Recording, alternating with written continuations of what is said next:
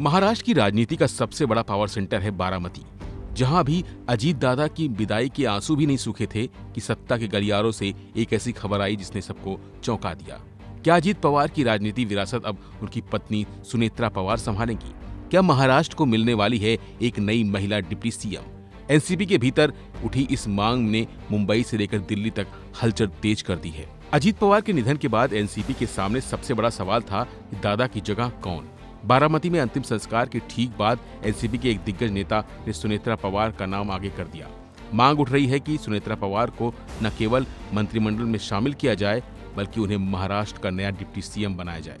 Party कार्यकर्ताओं का कहना है कि अजीत दादा के अधूरे सपने को सिर्फ सुनेत्रा ताई ही पूरा कर सकती हैं, और यही वजह रही कि अजीत पवार के अंतिम संस्कार के बाद पार्टी के वरिष्ठ नेता प्रफुल्ल पटेल और मंत्री छगन भुजबल ने सुनेत्रा पवार से मुलाकात की। दो नेताओं ने सुनेत्रा पवार से पार्टी के भविष्य को लेकर गंभीरतापूर्वक विचार करने का आग्रह किया। हालांकि इस दौरान सुनेत्रा पवार ने कोई जवाब नहीं दिया है। हालांकि सुनेत्रा पवार भले ही अब तक सक्रिय राजनीति के फ्रंट फुट पर नहीं रही हो, लेकिन बारामती की रग रग से वाकिफ हैं। एजुकेशनल हब और सामाजिक कार्यों के जरिए उन्होंने अपनी एक अलग पहचान बनाई। उन्हें बारामती की ताई कहा जाता है।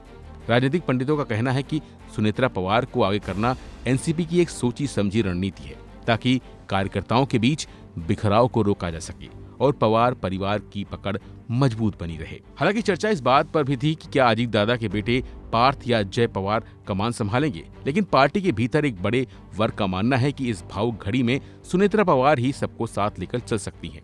सुनेत्रा ताई की सादगी और उनका प्रशासनिक अनुभव उन्हें इस रेस में सबसे आगे खड़ा करता है।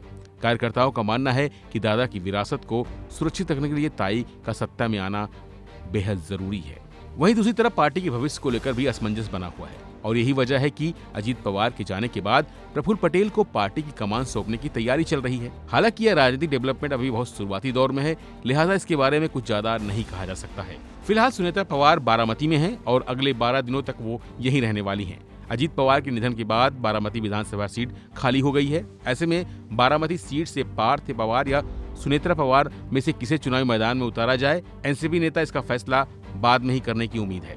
फिलहाल के लिए बस इतना ही। बाकी अपडेट के लिए बने रहिए वन इंडिया हिंदी के साथ। Subscribe to One India and never miss an update. Download the One India app now.